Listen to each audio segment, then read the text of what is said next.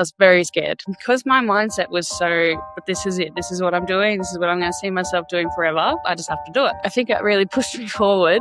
I know it sounds so easy, but you just got to be yourself. I completely jumped into it blind. People can see the passion in your face. They can see that you love your job. I'm definitely a person, throw me in the deep end and I'll learn. You have to have faith in what you're doing and you have to be passionate about it. If you don't have faith in what you're doing and you have that backup plan, do feel like it would be easier to let it go. If you have the right passion for the business, it will work. And I, hands down, absolutely love my job. I wouldn't trade it for anything.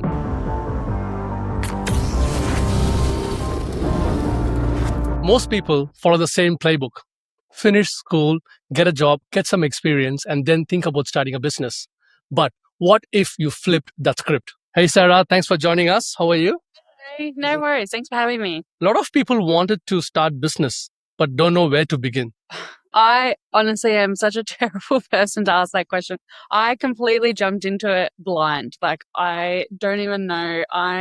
It was very spontaneous. I actually sat down. I started the business with a partner, and we both sat down, wanted to leave our other jobs, and it was just something. We just jumped straight into it. We didn't even think about it. We looked at places to rent, and we got it within a week, and then we did it. Oh, really? Wow. So Yeah. are you telling me you didn't do any sort of groundwork or any sort of planning? It was just Not at leap of all. faith. Yep. Not at all. I just completely, jumped into it. And it worked out as well. It did work very well. Yeah. Wow. I'm definitely a person, throw me in the deep end and I'll learn. So I just did it. I did not even think about it at all. Wow, that's gutsy though. I mean, congrats. I didn't expect that answer. I thought you'll be saying we did 3 months of planning. We did some marketing and blah blah blah. Then we launched the business. But looks like it now you bypassed everything and just straight. It was really not at all. I launched the still had business. my previous job. So previous job, started thinking about it. We got the lease and Okay. then left my previous job and literally had 2 weeks to set up and jump straight into it. Did anyone question or doubt your choice to start your business, and how did you handle it? And I'm really good at ignoring it, to be honest. Turning a blind eye. I just don't care. There's always going to be people, like, even with clients, like, I have amazing clients, but there's always going to be one or two that you just can't please, and that's so fine. Like, you're not everybody's cup of tea. You don't do it either way. It's just going to happen. It's just life. So yeah, really just got to ignore it. I know it sounds so easy, but you just got to be yourself. Like, be yourself and do whatever makes you happy and be passionate about what you're doing. I think that's very important. And just keep bringing the people closer that are supporting you. Have that inner circle around you. Make sure. Yes, they're there. keep that support group close. Just, there's always going to be haters, and unfortunately you just have to deal with it. But I just think, to be yourself. Be yourself. The next question is, finances are often the biggest barrier to entry. To start a business, you need capital, right? You need money to start a business.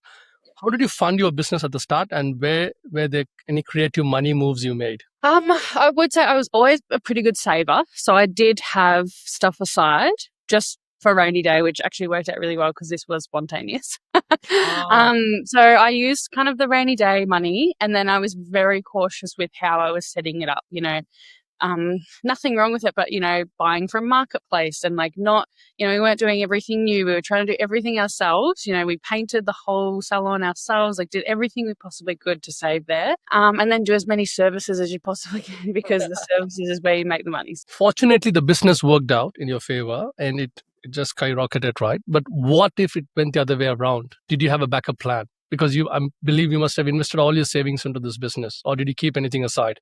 Yes, no, I did use it all. I was completely throwing. I was throwing it all into this. Absolutely, Into this, well, right? I did not have a backup plan. I would have figured it out. I was quite young when I started, so luckily I was still living at home and stuff. So I did have a lot less, when you've got a mortgage and you've got a house you have to pay for, you need to have the stability. But I was very lucky that I was still at home at the time. So I would have figured it out. I was very lucky. Do you recommend to have a plan B?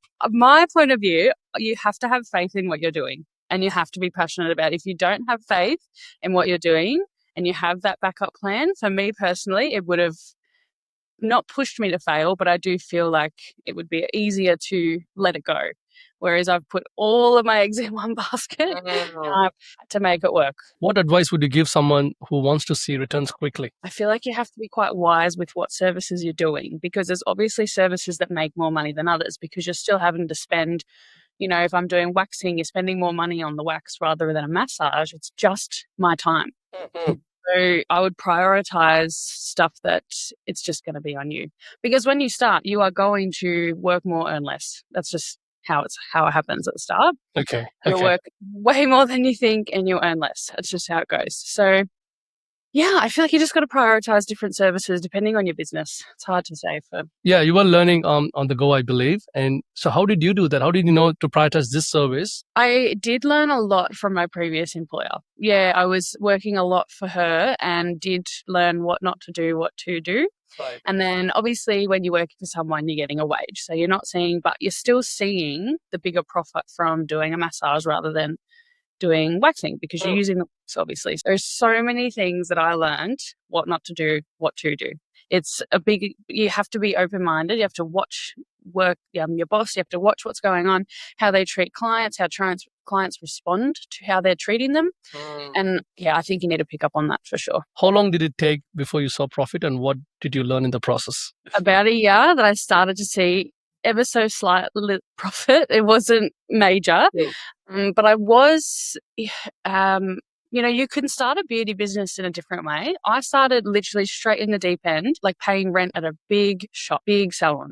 So all of my money was going to the rent and, but you can start a beauty business probably a little bit smarter than I did. And you might be able to do a small room. Small room, right. It's all you need. Yeah, it depends how you're going to operate. But I would say a year before I saw anything. And in that time, I was very scared. When it's not starting to come through, I was pretty scared the first year, because my mindset was but this is it. This is what I'm doing. This is what I'm going to see myself doing forever. I just have to do it. So I think it really pushed me forward into just keep going. It's going to happen. I could see the light at the end of the tunnel. I was making really good progress with clients. I also had a few clients follow me, which made me feel a lot better. So from the previous job, they follow. So that's also another reason you should have experience, because you will make clients that will just love you forever and follow you. So they will follow you in the beginning of your business. Did you have a game plan that by end of 3 months or 4 months, I will start seeing profit? I wasn't actually too concerned about it. Like I said, I was very lucky. I lived at home. I didn't really have to worry about it too much. But I definitely had a bit of a 3-year. I was like, if this doesn't go for 3 years, I'd try something else, or I'd push it in a different way. So I would get employees and try something different rather than just doing it myself, or, I'd have a look at myself in 3 years. Did you have any self-doubt? Yeah, there's definitely some scary moments. And with the business I do as well, winter actually can get a bit less because everyone's not waxing as often and stuff like that. So winter, the first year, was actually pretty terrifying. If you have the right passion for the business, it will work. People can see the passion in your face, in your treatments. They can see that you love your job. And I, hands down, absolutely love my job. I wouldn't trade it for anything. So like I said, if I was going to reevaluate at 3 years, it would not be giving up. It would be changing how I would do it. So I would maybe get employees, or I would have gone to a smaller salon to try and make more profit there. I would have tried something else, because but not everyone's the same, but I would not see myself doing anything else. Absolutely nothing. So if you have the passion for your business, it will come through. So what if you don't have the inner circle, the support, you would have still pushed it? Yes. I think you need to find support in any way. In the first year, my partner actually went away and worked for, in South Australia for 4 months. Right. So when I had that, I found support in other ways. So there's like Facebook groups for new businesses and small salons. There's, I think there was like an Instagram forum, something like that I'd use. I just spoke to anybody I could. My old beauty therapist teacher, I spoke to everybody. So there's ways to find support, even if it's not your family, friends, inner circle. There's ways. That's what I wanted to know. So when you said you reached out to people on social media, on groups and stuff, and what sort of advice were you asking for? Advice or tips from them? Is that what you want? Yeah. I think the first question I asked was something like, what if they needed help with something personal? I was a bit struggling with that because I would have clients come in and they absolutely tell you everything possible. But I'm not a trained professional in that field. So I would really be, and I was very young and I was a bit scared about if I said the wrong thing, how to handle it. That's because it was all on me now. So when I had a previous employer, if something like that came across, The I could employee reach can and take over. say, can you please help me? I don't know how to Yes. handle this. But it was all on me. So that kind of stuff was really good. It was really supportive with, you just have to be there for them. All you have to do is listen. You don't necessarily have to respond. I just was young and didn't even think about not saying anything as just reaction to respond. What have you learned in terms of managing clients where you're now? I do feel like I have a lot more personal skills because I've really gotten to know my clients. Like some of them are nearly friends. So you do get really close with them and it's actually just quite easy and it just flows. There's obviously a line of professionalism that you shouldn't cross, but you can get pretty close to that line. You don't have to you don't have to cross it and not reach out personally and stuff, but there's always, you can just be friends. And it's a small town and it's going to happen. Why did you start the business? Why? I'd had a few previous employers as well. It wasn't just one, but I wasn't sure on a few things that they did with clients I didn't like. Yeah, I just did not like it. I didn't like how things operated. And then but I had to, you have to listen to your boss and you have to operate how they operate. Okay. I didn't like it. So I wanted to go off on my own and do it my way. Being a woman in businesses can be empowering and challenging.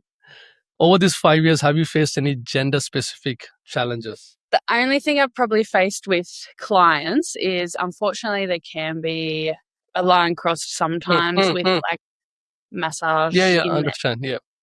Yeah. And there's definitely like phone calls, when I first started. Obviously, there's like new business and they see new massage and stuff like that. And the phone calls were pretty bad at the start. Yeah. But unfortunately, it's just something you are going to face. But it's not nice, but it's not too bad either. If you've got your head on strong and you can handle it well, because I definitely remember when I first started and I was only 17, something like that did happen. I handled it completely wrong because I was scared and I was just listening to my boss. Nothing crazy happened. I just couldn't handle it to defend myself. I just went, this sounds horrible. I didn't go, nothing happened, but there was just a little bit of like, they wanted a little bit more and I just like kind of just went along with it. And then I just went, okay, I'm done, and just cut the massage off early. Whereas I should have, now if it happens, I stick up for myself and go, I don't do that. That's not how I operate, blah, blah, blah. Yeah. You just learn along the way. It's tough, isn't it? That it's tough. And it's I'm glad, you know how to handle them, because a lot of people who are listening, they may be freaking out. They may be scared. If I don't do this, will I lose the client? But at the end of the day, it's what matters is your value and your ethics as well to the business. How did you manage cash flow during off-peak periods? But I would say, again, going back to like what I did, I would just absolutely skim with the business. So I would do as much as I can with less money, so more massage. I wouldn't buy products at all, basically. The first couple of years, I couldn't manage it. So I actually just physically would not buy the products unless people wanted them and I'd order them in especially for them. And then it can also appear as a bit more of a personal treatment as well. Prioritize the thing that makes the most money. Prioritize that, and down low, keep the services that don't make you as much profit. So keep the ones at the top. We advertise, like when I was doing off seasons, I would have specials on for massage because they are the money makers. So I'd have a special on it. Come in and cozy up with it. I'd always try and advertise that as much as possible. Attracting your first few customers is often the hardest part, right? When you start the business. How did you find your first clients and what marketing tactics really worked? So I was very lucky with people following me, and that was a lot of word of mouth. But marketing is very important as well. So I had a lot of word of mouth, but I also was a big community person. So like my partner was part of the footy, I would help out there, and then I would literally just blabber about it. Like, I'm starting a business, and I just blabbered and I just got the word out as much as I possibly could. I also did the old fashioned, like I literally walked around to mailboxes and put my card in and I did all the old fashioned stuff. I put a poster in, like, the IGA You know, I did all that. And then, of course, I did start an Instagram and a Facebook and stuff. And then I was sharing it onto my personal page, and then all my friends would share it. And I had a lot of support, which was really great. But I do think marketing is more important than the service or the product to begin with. Because if you have an amazing service or an amazing product, but nobody knows about it, then you're not going to get. So marketing is important. I'm very slack with it now, but I'm just lucky. I've got really good clients. I don't need to market as much as possible now. But yeah, it's a very important thing at the start. I think I did a couple of ads, like just for specials, I would do an ad. So then they just pop up on people's page more often. But again, that's not really. I think it was like $3. They're not expensive. So it's worth it if you get 2 clients out of it. Did you have a team when you started the business, or it was just you running everything from start to end? It's a little bit different. So it was just me for my business, but I started in the shop, so in the salon, with another business. So it was actually my brother and his partner. Okay. And they are chiropractors. So we had 2 separate businesses, but in the same building. So I do feel like I had a bit of support that were in the same spot, and they're in the same position. They've just started, but just completely different. So for, the beauty side of things, I was all alone because they don't know anything about it and I don't know anything about chiro. That's fine. Pretty much solo, but I was actually quite fortunate that we started it together and we were both right at the bottom of, starting a business together. And we grew, like, he was probably the one that made me see, maybe like we don't post this and we post that instead. And we did work together a little bit with marketing, because then we also had to market the front of the shop together. So we had like the stickers and stuff that we put on the windows, and we had to do all that together. So yeah, we definitely had support there. What was a major misstep you made early on? What did it teach you? Being too available. So there's a line. Okay, you've got to give your clients as much time as you possibly can, but sometimes clients like to push that button. And that, you've got to have your downtime as well. Like, your business is your baby for sure, but you also have a life outside of that. Sometimes I was way too available. So I don't work Mondays. And then at the start of the business, I would open up a Monday because somebody wanted their eyebrows done. They would call me and go, please come down. I'd get it. And I would go. And, I'd literally stop my whole day. I'd leave lunch. I remember doing it a few times. I was way too available. So I think you have to establish boundaries early. So obviously you've got to, Monday, if your Monday's your day off, it's your day off. You can respond to text messages, sure, but don't push the boundary, because some clients never forget that. And then they, this sounds awful, but start misusing it. Sometimes you've got to teach your clients. That sounds horrible as well, but you do have to get into the same rhythm with your clients, so you're on the same level. If they just keep pushing those buttons and try and last minute, or you just have to be careful with how far you're letting them go. You know what I mean? What are your top 3 brutally honest tips for women or anyone starting a business today? You will work more and earn less.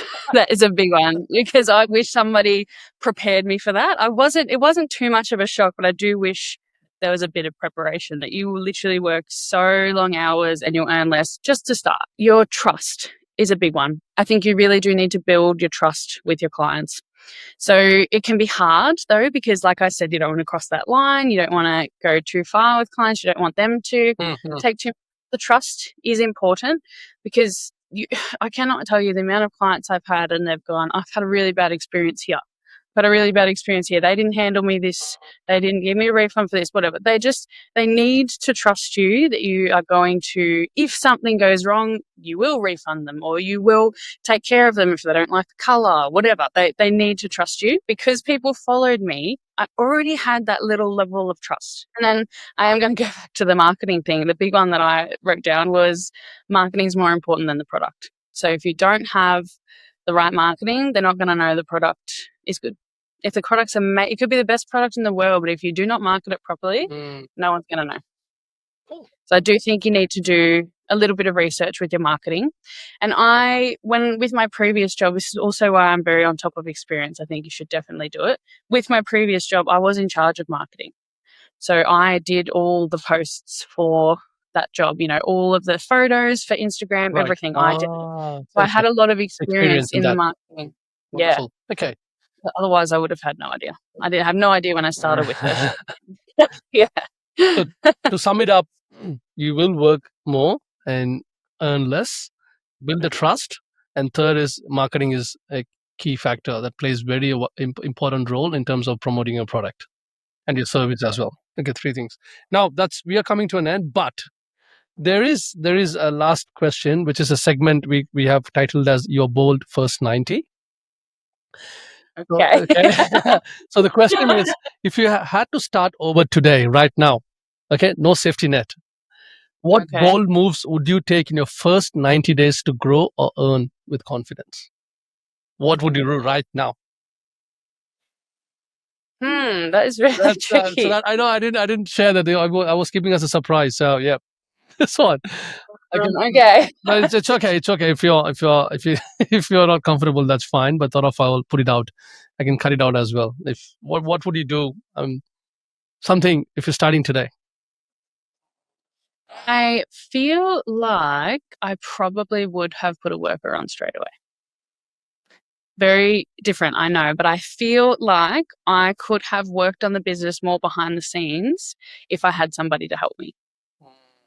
I feel Right. like I would have really, I'm knowing now that I would have grown to this, I would have had somebody to help me. Yeah. That's the Or you're even, taking help. like not necessarily like, yeah, I would have taken one Taking help. help. Yeah. Okay, more help. All right, perfect. Definitely. That's a wrap. Thank you so much, Sarah, for your time, and it was That's a okay. great chat. No And thanks for problem. sharing your insights.